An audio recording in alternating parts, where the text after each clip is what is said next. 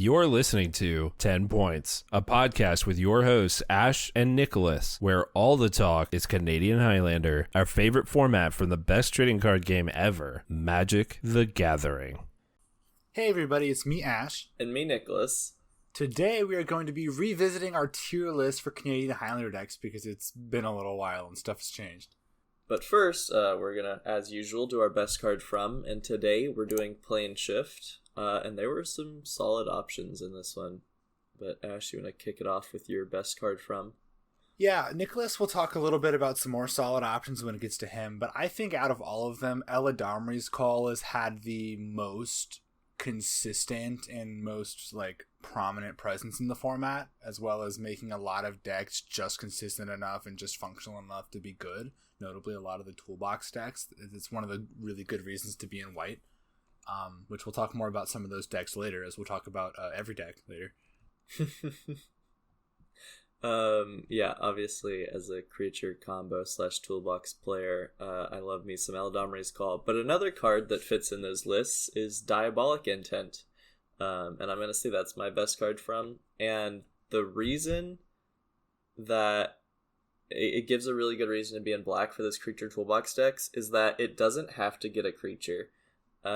So if you're facing down a Humility, I think I actually did this on one of our paper landers, is I was facing down a Humility and I was like, well, I gotta find some sort of answer, and I found Diabolic Intent, which was allow me to go tutor for Beseiju and destroy it. Was that against me? Yeah. You're the only person that would play Humility. No, we have another player yeah, who would play I'm Humility. kidding. But that's why Diabolic Intent's really good. But there were a few very honorable mentions. Terminate is obviously quite good in black-red decks that are looking for removal. Orm's Chant is great in Storm. Flame Tongue Kavu is a memory of a long time ago that will always stay dear in my heart. Listen, it was good up until the release of Modern Horizons. Yeah. Now you just have 2. Fury, and why would you ever play Flame Tongue Kavu when you have Fury? Yeah, and one other honorable mention is Cavern Harpy, which enables, before Adventures in the Forgotten Realms came out, Cavern Harpy enabled Alern to work at all. It still plays it because it allows lines without a Sararak to go off, but that is a notable card there. I think some people also just play it in I think people were playing it in Esper Initiative, which is wild. I did not know that. Yeah, you get to pick up your stuff. I mean, sure. It has to be a black or blue one, I think. No, I forget. Okay, it doesn't matter. It does have to be black or blue, but... Okay, yeah, so you don't get to get your good white initiative cards, but you get to blink the other ones, and you're playing all of them anyways, so... Okay, moving on. We gotta get going, because this is a potentially long process if we take our time too much. I think we'd done this before, and we're using the same setup we did before, so I'll post a photo of our list after the episode is aired. We have all the same decks that were on the original one, which includes some that really aren't real decks because they're just there because I played them, or they just aren't really around anymore today, and we'll mention those and talk about them appropriately as they come up. But we also added some new ones that really just kind of showed up in the last year or so. But we're going to get into it. Nick, all right, I just want to acknowledge something real quick. I don't know if you even did it on purpose, but as you were talking about decks that are memes that only you have played, decks that aren't around anymore, and new decks, you took your mouse and you hovered over one that was a meme deck that only you've played, then you hovered over a deck that's not around very much anymore, and then you hovered over a deck that we just added when no one can see it. But I found that very amusing. That might have been on purpose. It might not have been. It could have just been a subconscious thing. But what was the meme deck I hovered? Curse Prison Polymorph. No, that deck's not a meme. It's legit. We'll talk about it later. Oh, okay, you're right. Listen. Of course. All right. I don't necessarily... We don't have to do these in order, but they're not really in any order. So let's just get going. Let's start here at the top. 4-color Blood. This deck has been a staple of the format since the format, really. I feel like people have been playing this deck for a really long time, and I think it's still good. I think that in our current metagame, at least our local one anyways, you have to play the more aggressive build for it to be super great, but I think it's pretty awesome. Unfortunately, it does kind of fall into the initiative pile thing, which we'll talk about a little later. But I put it at, well, let's see what Nicholas says before I give it a grade. I would throw it in A tier. I think the initiative, as with many decks, has made 4-color blood a decent bit better, but it has also warped the deck. I think that it has made 4-color blood better, but not as much as it has made other decks better. That's true. Because you're not abusing it as much as other decks are. I'm happy with A, though. I think that this deck, you have a million ways to build it, and they're all fun and mostly good. Yeah. Teamer midrange. We don't see that all that often, but I'm kind of surprised because you just get to play Ren and 6 and on into Uro, into Oko, and Minsk and Boo. I think the reason we don't see it that much is most of the time, if you're going into Teamer, why not splash white for Leyline Binding, Prismatic Ending, Teferi? Like, the Teamer, you get like the best threats, but your removal is limited to like red removal, which isn't the best. And efficient counter spells. Yeah, I mean, yeah, that's true. And Oko. I mean, sure. Now, I do think that this deck is legitimately very good. I just think that the reason we see a lot of other stuff right now is I've gone on record saying this in the Discord, but I think that the fact that Price of Progress is pointed, like, I don't think we should be punishing people for trying to make the format favor. And I don't think it's true that, like, to play good decks, you have to play a million non-basic lands the way that might have used to be the case.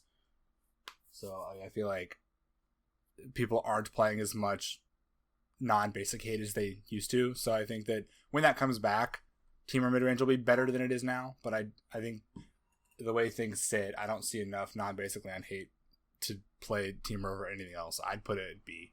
I would also put it B. Okay. And like you said, the removal thing. Yeah. But don't get me wrong, there's a lot of good red removal though. Yeah. Okay. Time Vault. I think when we put this in here, we were referring to Blue Black, but since then we've both played Esper Time Vault to pretty good success. I do think they're similar enough to kind of bunch them all together though, in all the Time Vault control decks. Yeah, I do think Time Vault has dropped in competitiveness since the last time we did a tier list though. I think so too, and I think that it also comes down to it's not that good at getting the initiative back. Yeah, I mean that, and I think there's a lot more removal that has been printed that hits its combo pieces. Yeah, I mean, but, like the Sage is really common. That's the big one, obviously. Yeah. But what else do you see that's really common now? Like Leyline Binding? Yeah, Leyline Binding, Prismatic Ending, which some of those might have been out when the last time we recorded our tier list. I think Leyline, I think Prismatic Ending was. Well, Prismatic Ending for sure was, because that came out in MH2, which is like episode 2 for us. Wow. But it came out a long time ago. Yeah. But yeah, no, I'd say Time Vault's still solid A or B. I think that just the fact that it doesn't have a super fast game plan that doesn't get beat by opposition agent, I think it's probably B. Yeah. Like, because again, the format currently is just so, you have to be doing so much so fast. At least like if you're trying to spike a tournament, like you can get through an FNM without running into something too fast, but you're not going to get through a big tournament without getting moxed. Yeah. So I just feel like I don't know if it's as good at dealing with that as, like, it's not hard enough control to deal with that as well as some other decks are, and it doesn't kill you fast enough to race it. Yeah. As you guys can tell, me and Nicholas hate the initiative. Yeah. So, and we're going to keep talking about it. Next, Esper Control. Kind of what we just talked about, just you replace all the combo pieces with more control cards. Yeah, I don't really see Esper Control that much. Yeah, I feel like you see more Esper midrange now, just because you get Opposition Agent and Bowmasters, and you're more likely to be playing like hand attack in midrange deck than control. Esper I haven't Control, seen it in a while. I should build it again though. It's fun. You get to play Void Rend. Yeah. I would probably put it in like C. Like it's one of those decks that if you put it together, it like you can build it and it will be like pretty fine. But you could easily 3-0 and F it. Yeah, there's just like not reasons really to build it over like other like Jeskai control, for example, or something. Yeah, I mean, I'd put it in like high B. Sure. Though I don't think we're specifically ordering the layers, so whatever. Grixis control. I think this has actually gotten better than last time we talked about it. You talk about it while I go find our old list. I mean, I think it's always been pretty solid. I don't know what Ash is. I mean, I know we just talked about how it was control. like. Sorry, go ahead.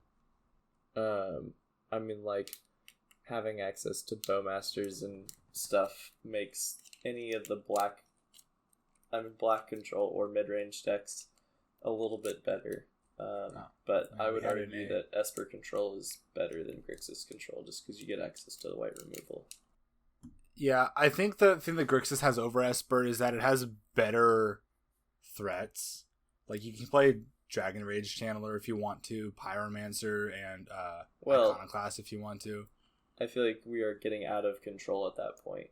Well, I think control plays the Pyromancers frequently because they make great blockers. Sure, but you're definitely not playing Darcy. Probably not, but I've seen decks that, aside from the Darcy, look very control-y, still playing Darcy. Sure. Expressive Iteration as well as like a good divination that they play a lot of the time. I'm happy leaving it in B. I don't think most control decks are A anymore. Just because like of the initiative that we keep talking about. But I think it's pretty close to Esper control there. Abzan midrange. It's got the initiative, like white. You have more efficient removal than it used to.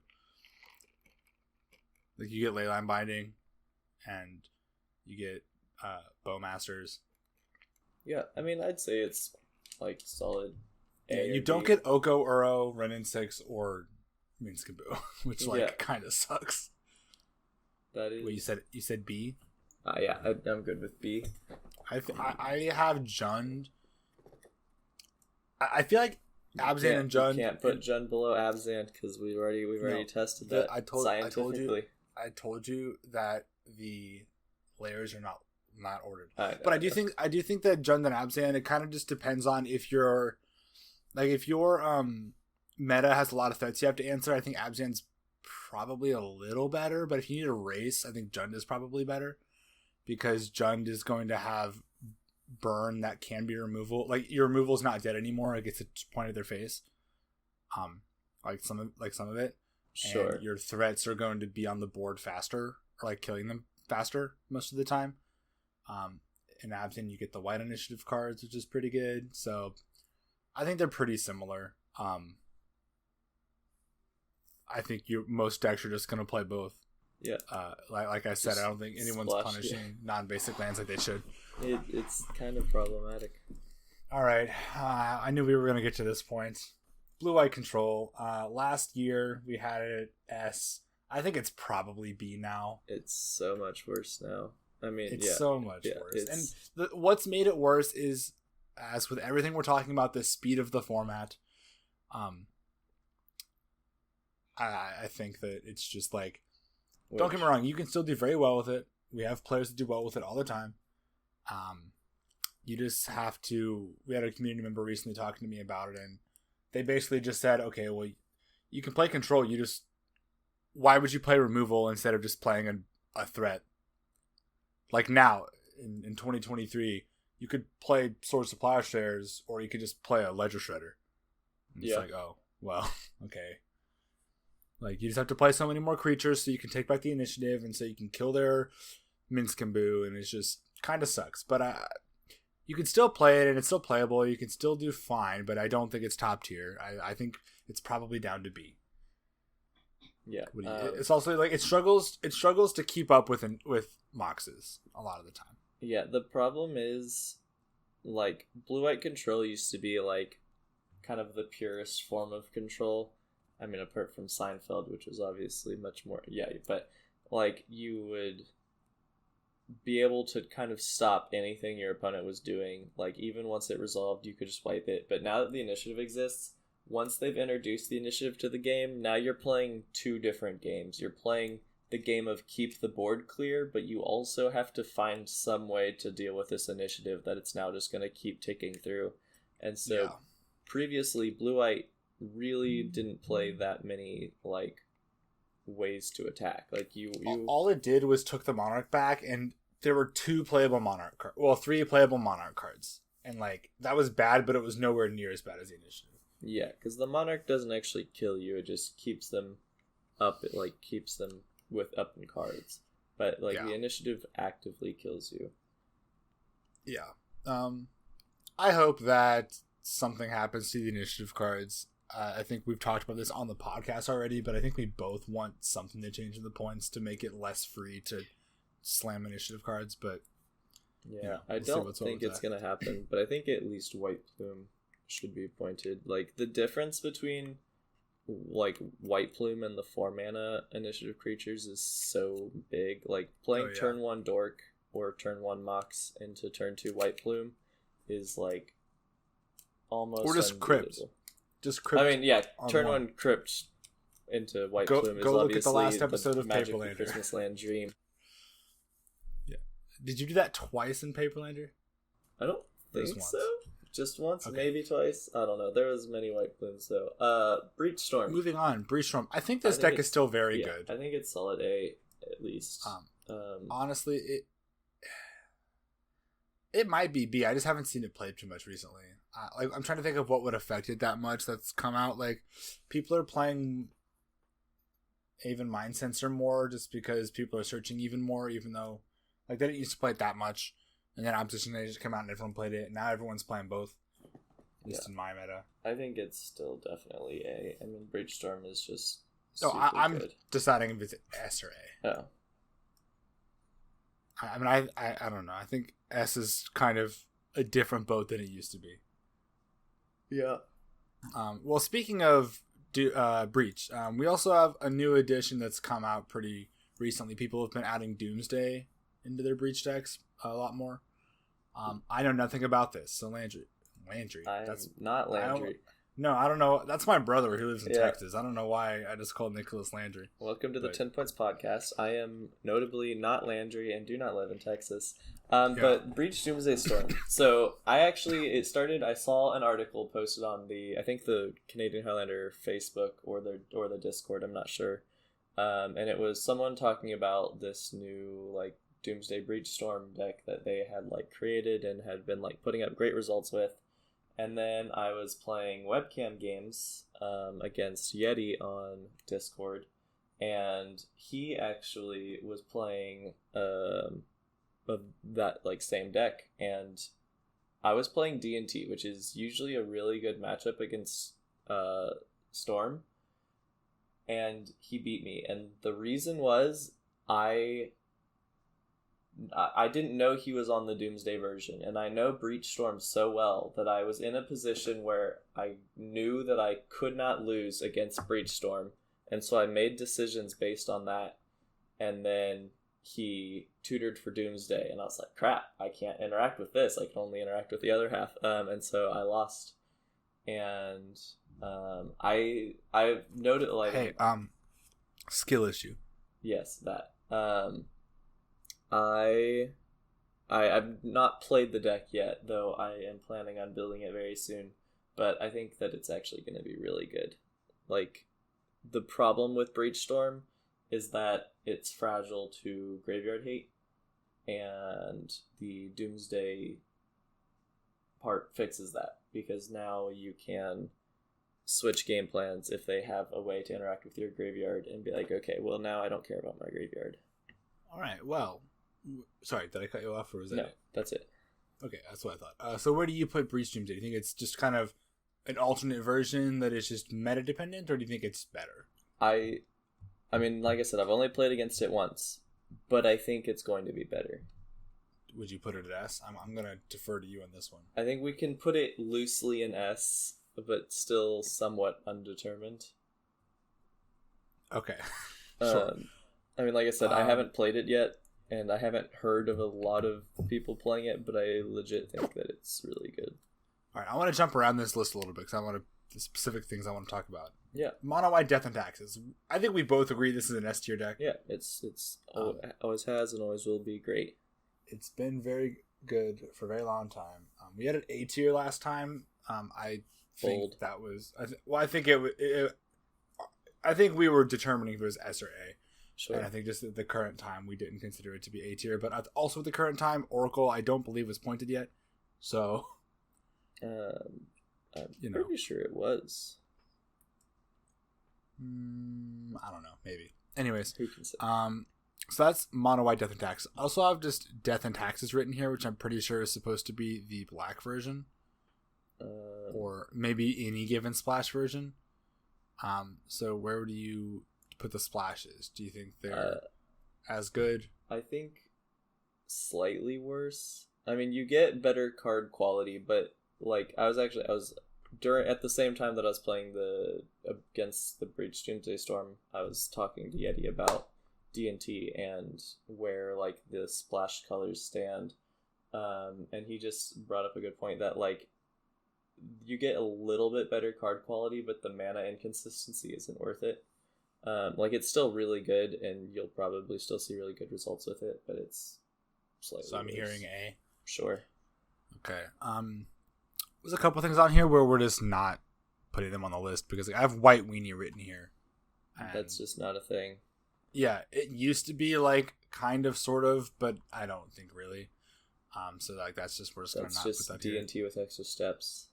Yeah. Okay, let's look at eggs. I don't think it's great.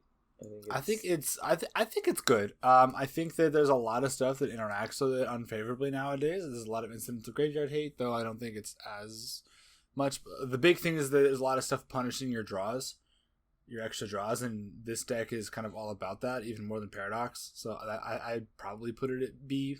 It also has a lot of fast starts, though, so it's probably where I'm putting it. I'm good with B. Okay. I think we actually talked about this last time, that eggs is just it depends on the pilot a lot. Yeah, I think that is very true. Red deck wins, solid, low A, high B, always. Yeah. Where is it? Let's skip around here. Where's medium red? Medium red, I would say it's right there. It's above red deck wins, I would say. Though I think medium red has fallen off a bit. Maybe it's just because our local medium red players hasn't been showing up as much. But like I think that's probably it. Haven't heard people talking about medium red as much as they used to. Part of it, like most people who are gonna play 5. Yeah, that's part of it. I think the other part of it is most people who are gonna play medium red are just gonna play like red green monsters. Yeah, or yeah. Speaking of red green monsters, red green bond. It's not quite red green monsters, but it's kind of similar. I mean, A tier. Yeah, I think it's still really good. He still puts up great results. I don't know anyone else playing it, but a lot of people started playing red green monsters, which is pretty close. A little more all in on like something, but sure. You know, I people like the archetype. I think it's a good archetype. Naya monsters. I think that's pretty Naya similar. Monsters. I think from what I've heard, Naya monsters has been really strong recently. I played that deck a long time ago, like back when we were playing at that other store. Yeah, remember? I played Naya monsters, and it was just like you just wanted to play like turn 1 acceleration, turn 2 like Goblin Ralph Master, turn 3 Bloodbright Elf into Tireless Tracker, sure, that kind of thing. It was living good life, let me tell you. Value. All right, Cradle Hoof. I forgot this deck existed. Yeah, it's bad. I mean, like there's a lot of it's just not as fast as all the other things you can doing. And it's so easy to disrupt too. Yeah, I miss this deck though. This used to be the bee's knees. It's probably C tier nowadays. Like I'm sure like it's gotten some new toys recently, but I can't think of much. Yeah, I don't really think it's gotten much of anything other than like. No, I don't think it's really got much of anything. I would put C tier. Yeah.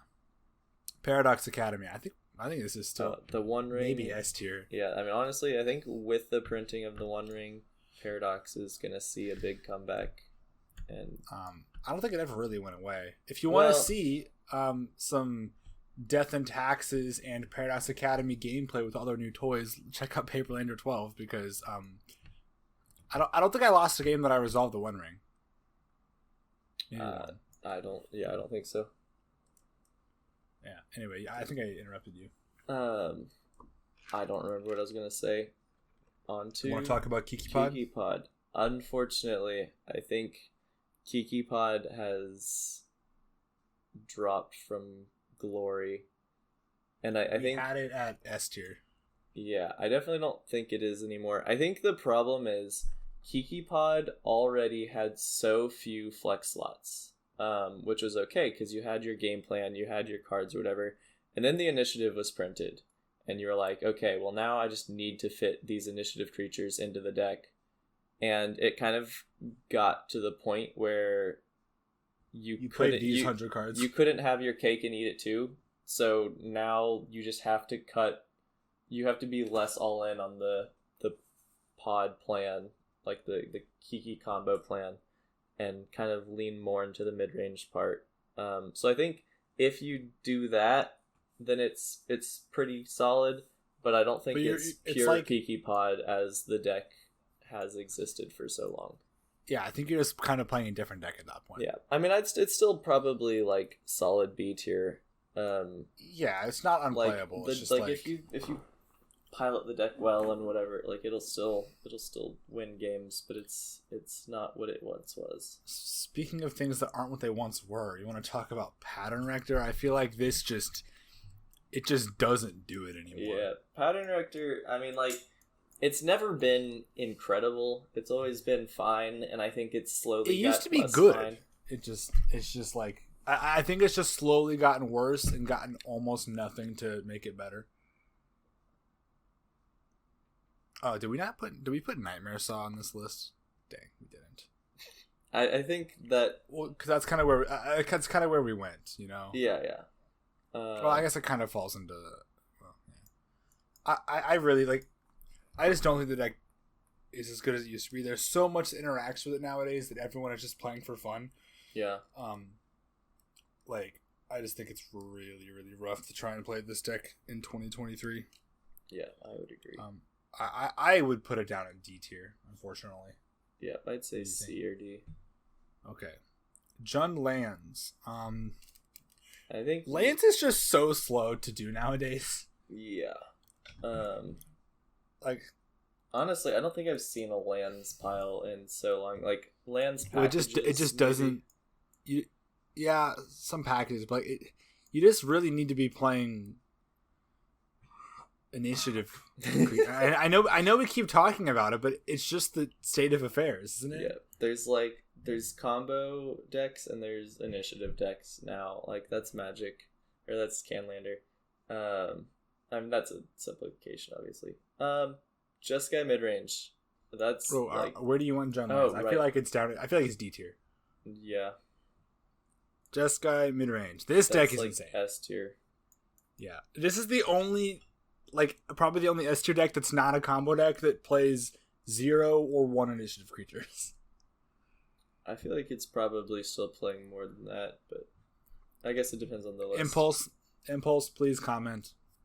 Let us in know. YouTube. Comment in YouTube and let us know. Unless you listen on audio only platforms, then tweet at us. Just kidding. Talk to us in Discord. Let us know. Should we be on initiative creatures in Jeskai? As for Oracle, I still think the deck's pretty good, but yeah, it's definitely worse. I think it's better than where do we put it? I think it's better than Time Vault. So I'm just because you're spending pretty much the same amount of points on the combo, a little more, but it's so much harder to interact with than Time Vault is. It's harder to disrupt. And you don't gotta play a bunch of weird artifact related cards, so you can just kind of play a little bit better of a control deck. Yeah, like the only argument for Time Vault is that it's the tutors find both pieces, as to where as for Oracle the tutors don't. Some of them do. Most of them don't. You're right. I still think it's better. Swords and tempo. This deck just doesn't do it anymore. It's like, C tier. Maybe D tier. Tempo cards are good enough that you can maybe get away with C tier, because the thing about tempo is if it's working. Okay, I know we're getting into Christmas Land a little bit, but if it's working, you don't care that they're playing initiative cards because you are force spiking them or remanding them. Yeah. Right? So I think like if the deck is constructed really well, I think you could get away with C tier. And that's maybe with the right draw too. So sure. Like, because you just don't get to play initiative cards in that deck. Like, you get to recall time walk if you want, but yeah, you know. All right, High Tide. Recall and time walk. That deck's so bad. I've heard some people trying to bring it back, but I agree. Like, fundamentally, the way the deck works is like you can't win until like turn 6. Yeah, you just set up for so long. And every setup card you play makes your combo worse. I think it's probably D tier. It is fun. That must be said. It is fun. Admittedly, it's probably been like 2 years since I've seen someone play High Tide, so maybe it's actually just really good, and I just don't see it. But I wouldn't count on it. Okay, Blue Moon. I think. Do you want to talk about the control version or like the mid-range version? Probably the more mid-range version, because I think that's the more optimal version. With like Express Federation and Darcy's and Ledger Shredders. Yeah, like Ragavans and whatnot. Fairy Miscreants. Yeah. Or not Fairy Miscreant, Fairy Mastermind. I think there's a lot of greedy mana bases floating around, and Blue Moon's kind of like the only deck that still exists that kind of beats them, apart from like, I guess, Medium Red or whatever. Yeah, but like it's not that common. But I think due to the fact that, as we said, most people are taking advantage of the fact that people aren't punishing mana bases, that makes this deck better. Yeah, like I think like A tier is fair. I think you can't do the hard control version. I mean, you can. I just don't think it's as good. Because something I found is even if you mess up someone's greedy mana base, you have to kill them before they come back from it. Yeah. And, way back in the day, you would, like, madcap experiment and do that quickly.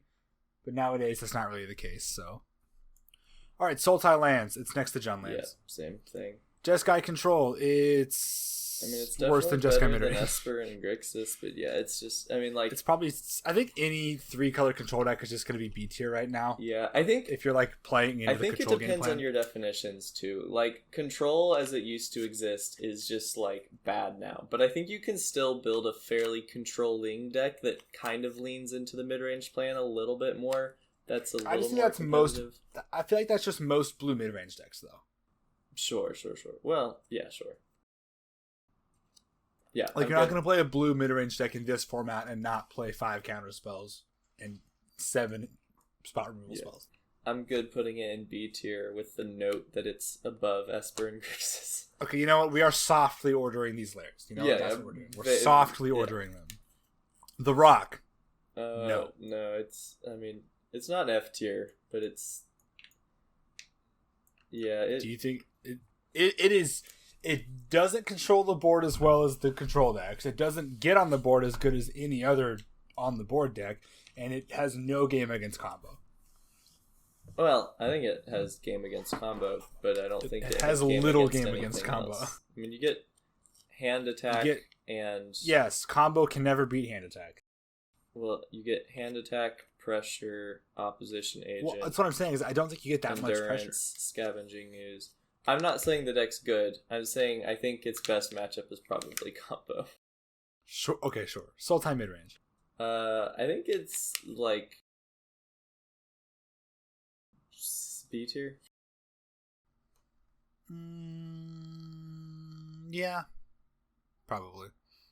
You get enough interaction to slow people down, and you get to play some pretty efficient threats like Uro and Oko. And a lot of these decks are doing recall now for their points. Really? And yeah, I see it pretty. I mean, I think most of the time, Sultai mid. Would you do Moxes? I was thinking about it. I mean, I'd probably splash red. Okay, well, The state of magic. Bant Blade. The deck's bad. it used to be fun. Now it's not even that. That was the deck that you hovered over at the beginning of the episode when you were talking about decks that used to exist and don't anymore. Oh yeah, this deck just doesn't exist. If you try to build it, it's not going to work. Stoneforge Mystic does not get swords anymore. Yeah, I mean, I don't know the last time I saw someone sleeve up a sword of anything. Bant Blink, if you're playing enough Dorks, can get away with Sword of Hearth and Home. Yeah, but that's like card 99 or 100. Yeah. So, Soultide Reclamation. It was that never doesn't a exist deck, anymore. but No, it was, and it was fun, but Sure. It was. I'd probably put it in like D tier. Yeah, that's D tier. It is still fun. It's just slow. Red White Prison. Wait, this says Red Right. Red Right Prison. This deck is actually probably still okay. Because a lot of it's really good at being hostile to the board. The problem is, it has little ways to interact with the initiative. Yeah. So once they get the initiative, it's pretty bad. Your but game plan if you manage... is humility before they get an initiative creature down, or you lose. Which is not bad. It's not the worst game plan. It's probably a C tier deck. What do you think? I would say that's a little generous, but I'm fine putting it in C tier. To be honest, it's been a while since I played against it, so maybe it's really good. Yeah. Black Mold is horrendous. It is one of the faster non-red aggro decks, though. I'm not saying it's good. I'm saying that it can. I'm just gonna put it in C tier. Do you think it's D tier? I think it's probably D tier. Goblins. This deck is great. Yeah, Goblins is still good. I mean, that's like it's good A or B. It's gotten better recently, actually. Right, they printed that new They just keep printing efficient goblins that just replace stuff. Like, just every set, their percentage gets better. All right, you've sold me on A tier. Okay, goblins is great. You pretty much have to do red black goblins now, though, if you're trying to compete. Sure. Flash Hawk is just amazing. This deck is still great. I think it's probably still S. Oh, it's S. I mean, I don't think it was last time we did it, but it's so few points now.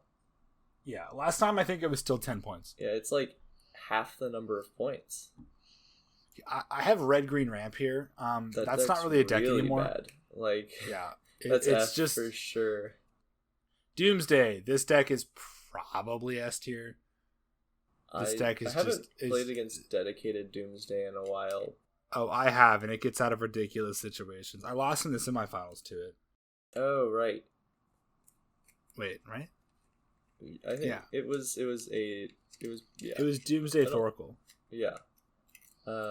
Which is typically what you're doing. It's Thoracle still. I think it's. I go like A tier, high A. Okay, I'm fine with that. Esper mid range. We talked about this earlier. How it's probably better than Esper Control because you play threats, but still it's probably fun. You can do some pretty cool stuff with Esper mid range. Yeah, you do get notably you get the white and the black initiative creatures, which is nice.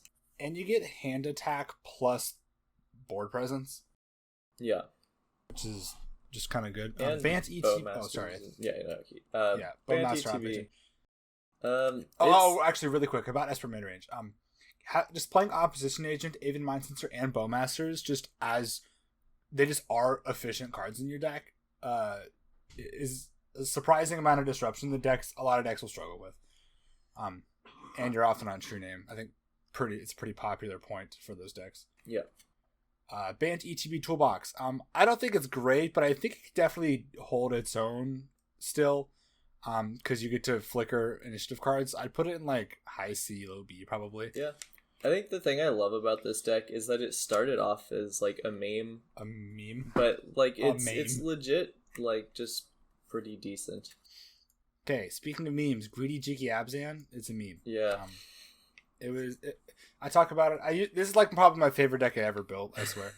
But it was just Abzan pod with the Kiki Jiki in there, and you could only cast it if you got Blood Mooned or if you had Deathfight Shaman, Sylvan Caryatid, and Birds of Paradise in play. But you you were just pod playing it into for it. the pod chain. Yeah. The deck was a thing that has existed. 10 fins.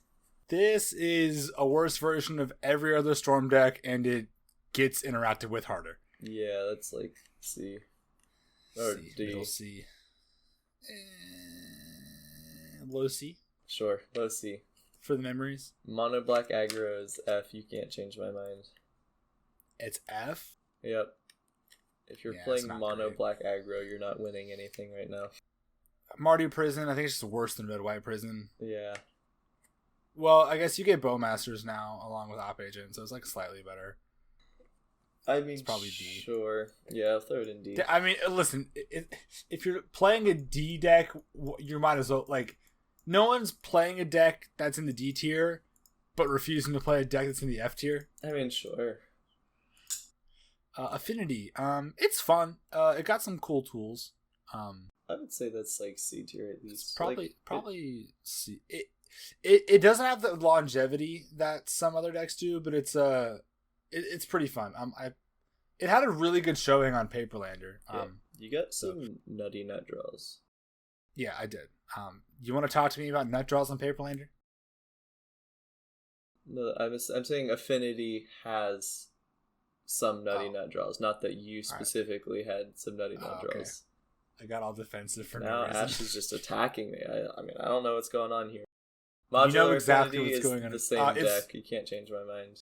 I think it's slightly worse. It just you get to do some cool. You get to play some cool cards through some cool interactions. I think it's actually slightly worse. No, I mean, if you're like going really all in on the modular plan, it's way worse. No, it's like a sub thing. Yeah. Then it's But it's very it's fine. similar. Maybe like Yeah, lower, your mana base gets a lower little C. worse. Your mana base gets a little worse. But it's fun. I like it. Yeah. I think it's interesting. Combo lands.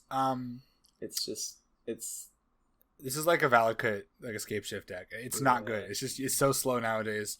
It's interesting, but it's not what it used to be. It's probably like D C or F. D. I Probably feel like D. you're better off trying to strip mine someone than combo with like Dark Depths or anything, you know? Yeah. I feel like just strip locks are so slow now. But No, you're right. You have to like I fast guess- spawn strip lock someone on 2. Yeah. And then they're still just going to play Mox into Crypt and then initiative you anyways. So I'd probably just put it like I'm good with D. D or F. Okay. Naya midrange. This is not like Naya monsters. You Yeah. play a little more longer game on the board, but I think it's still above the rest of the mid-range decks. Like I'd put it in A. Like it's Yeah, below Naya Monsters. I'm pretty open to but that. I think it's still like if you're going to build, they're a playing mid-range 80 deck- of the same cards. Yeah, it's very similar. You're playing more removal in Naya midrange, probably. Polymorph Super Friends S is a tier meme. for sure. I mean, you get Okay, like here, Emrakul on turn like. How two. about we just put this in as regular Super Friends, and I will scratch it off in the screenshot. The word polymorph. Sure. Regular Super Friends is probably C. like D. I would say C. You think it's D? I think Well, because it's you get to D. play like you play like a million Wraths. I mean, yeah, but Wraths don't do anything. Once they've played the initiative card. Well, you play like Good. 4 Gideons. I'm not And gonna Sarkhan. die on this hill, but I don't think Super Friends is at the same level as. All right. We'll put it in D tier. Walk Pod. Does this exist anymore? No, that I think we put that in It like got pointed out. our tier list last time only went down to D, and we put that in C, which it shouldn't have been. This is specifically referring to Sultai Walk Pod, which has not existed for a very long time. That's F tier for sure. Yeah, it got pointed out. Curse, Prison, Polymorph. That's a meme. 4-color prowess. It kind of was a meme, but now it's like people do a lot of prowess stuff, but it's usually blue, red with maybe a splash. It's not great. It's like fine. I mean, I'd probably put I'm it in F happy tier. putting it in D or F. Like it can do things. You're just better off playing cards that don't need you to do other things to be good. Yeah, the problem with prowess decks is you end up like dumping your hand and then they just kill your prowess creature and you're like, crap, that sucks. Yeah. Uh, Here's Seeker Walk. Didn't we already put Seeker Walk somewhere? no. We put Oh, that was Walk Pod. which is different. Seeker Walk is it's Literally impossible now, right? No. Oh no, wait, no. Sorry, you can't. Sorry, I was thinking Oracle on the points, not Seeker. So No. this deck's pretty good, right? Yeah, Secret Walk is better than Pod, but it's still like It's different. Yeah, I would go like It's closer to Flash Hulk, really. Right? yeah. I mean, sort of. I mean, your on like goal how is it put works. Spellseeker in your hand, cast Spellseeker, and combo. Well, I mean, similar to Flash Hulk, like the way it plays, not the power. Yeah. How it's like yeah, a creature combo deck without creatures. yeah. I'd go like A Probably tier. A, right? Yeah, it's good. Middle A. Aristocrats. This deck hasn't really seen a lot of play in a hot minute. I think it's just because synergy decks are just falling off so bad. Yeah. Like this used to be really cool, but like it's just gotten to the point where the card quality is so high that you don't play cards that interact together that much. Yeah. It also doesn't help that there's now a lot more like ways to interact with the graveyard, and B, Void a lot Walker. more exile removal. Yeah, that's true. And like aristocrats, kind of they're like, there's too many ways to interact with it. Like their whole thing is they have like one or two payoff cards that want you to sack things, and then the rest of it is like cards you can just kill. So if you kill the payoff, they're just playing a bunch of bad cards. Yeah, I'd probably put this in D. Yeah. Lantern Control, that's a meme. meme. It was actually like if you get really good at it and you play it fast, it's actually interesting and is not the worst, but it's basically a meme. I would like to Oops, All correct you and Spells is say also a meme. it wasn't the worst when you built it if you played fast. Now it would No, be... back in the day. Yeah. Now it's bad. I mean, it was Unless still you like probably pretty yeah. bad, but yeah. Yeah, All it's right. not great. Dredge. It's actually a lot better than we thought it would be a year ago. Yeah. I mean, I'd probably put it in like C or B, Yeah. honestly. It works pretty... It actually works through Graveyard Hate more than you think it does. Unless it's like a Rest in Peace or a Voidwalker. That's pretty bad. Yeah. I would throw it in C. Yeah. It's very fun, actually. I would recommend giving that a shot if you have the cards or can proxy. It's actually a very fun build. Initiative piles. That's an S tier. Yeah. This is we're putting this as just a broad thing because there's a lot of... Most of them, like, I've heard tell of like Mardu and Esper ones, but I think most of them are on green nowadays just for tutoring and turboing out. Yeah, I mean, specifically for dorks. Yeah. But, I mean, if a well-built initiative pile is going to do well. Yeah, that's really all there is to it. Slushy. This is the, like, blue-white splashing red for Brain Freeze combo. It's like, if you're going to play control, having an I win button is good, and this deck is fine. It didn't have a great showing on Paperlander, but it's an interesting deck. I don't think it's great, but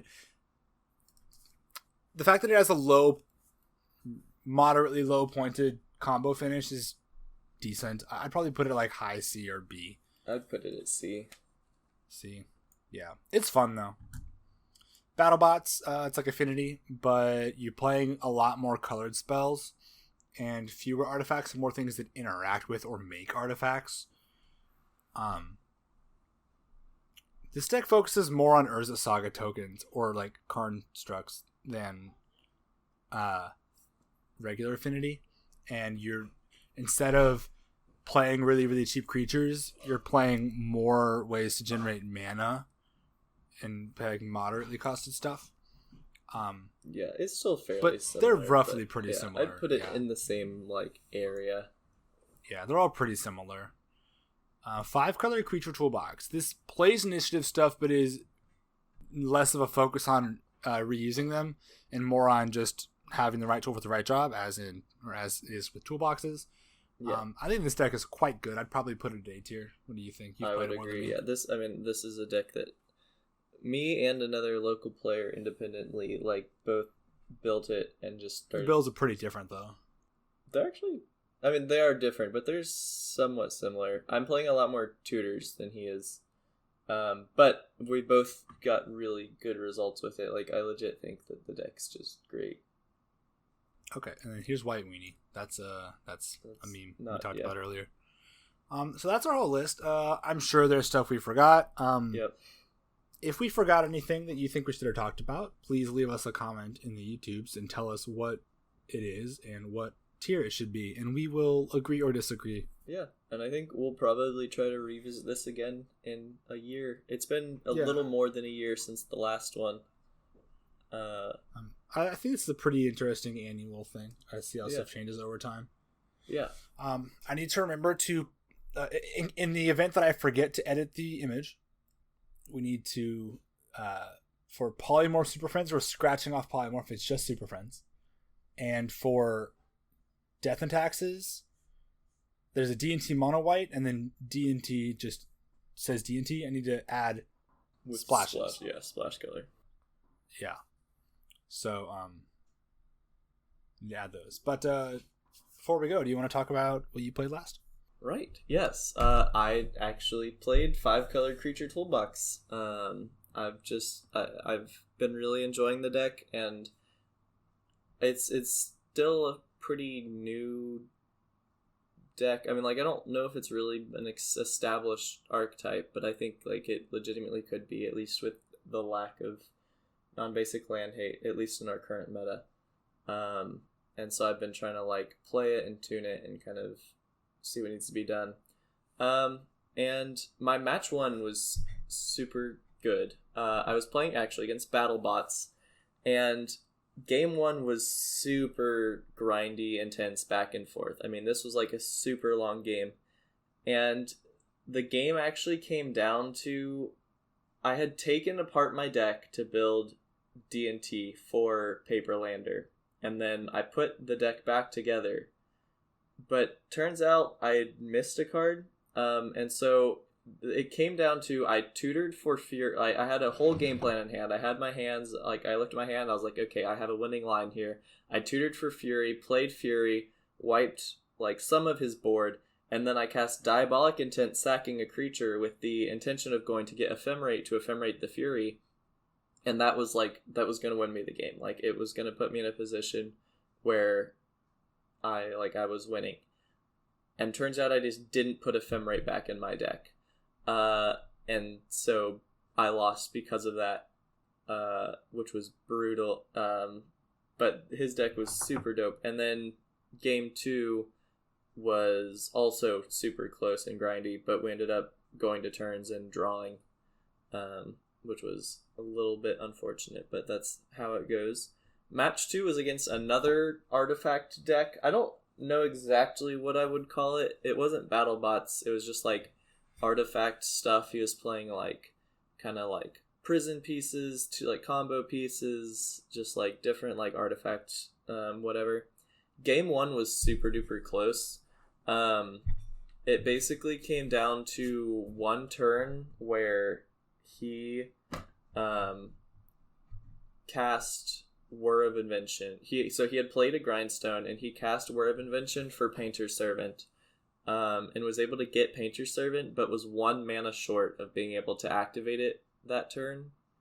And then I was able to just tutor for Collector Oof. And then after I played the Collector Oof, I had like a Restoration Angel in hand, a Salon Half in hand.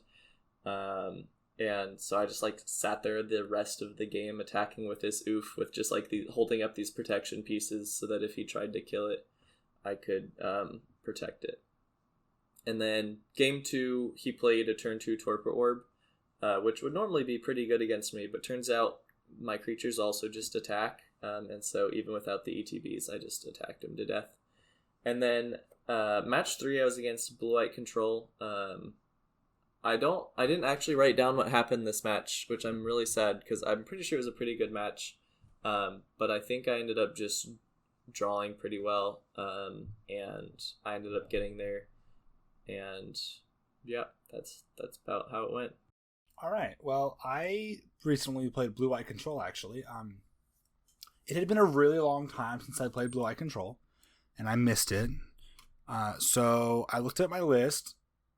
I decided to play it while I was typing up the list for this last Paperlander because I was embarrassed. Listen, if you look at the list for last Paperlander, please know that is not what I would suggest you play.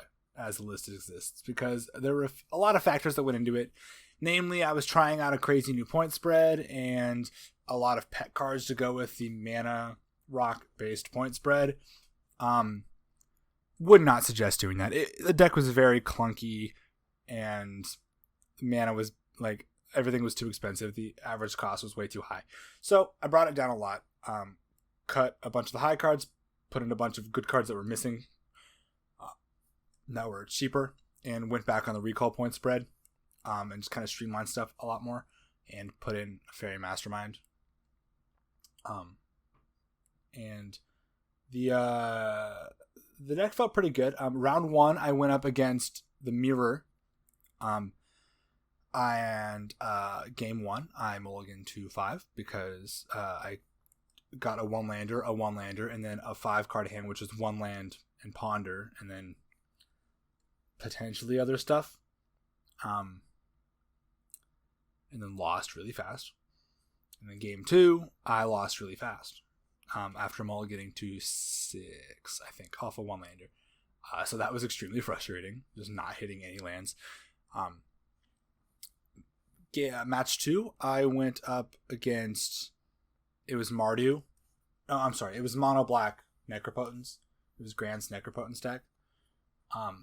Let us know if you guys want to see that on Paperlander, by the way. I think Grant's been wanting to play it. And it, that's a pretty good matchup for me. He has a lot of spot removal, which I don't care about. And a lot of his stuff takes a bit to get online. And most of his creatures aren't too threatening early, so I'm able to, it's kind of exactly what Blue-White wants to play into. So I just kind of did the Blue-White thing both games there. I think we had a game 3, actually. I think one match, he kind of snuck a win, but we had a pretty fun match. And then match 3, I kind of mulliganed into the ground a little bit, and then I was against... I was playing against Matt, and he was playing... What was he playing? He was playing 4-color Blood, a more aggressive slant, like triple mox 4-color Blood. And it was a rough match. I just hit... I had 3 lands on my opening hand and 2 cantrips, and then I just never found a 4th land.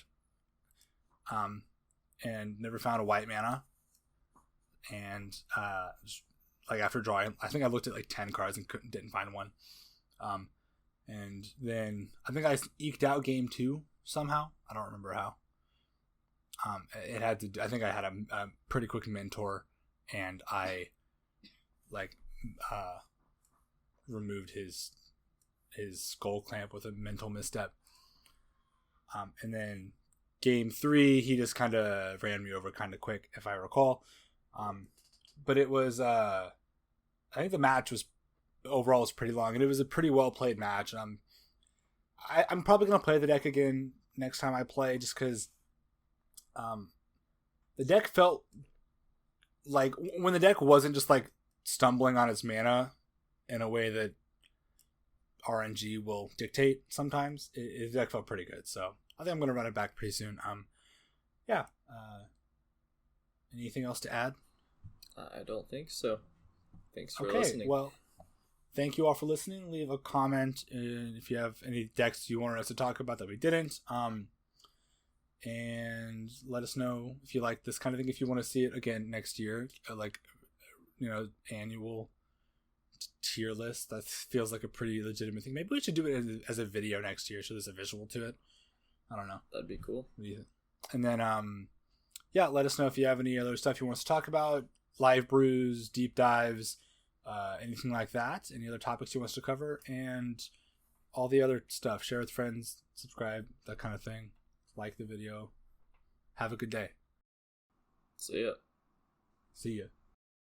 Thanks for listening to this episode of the 10 Points Podcast. And don't forget to count your points.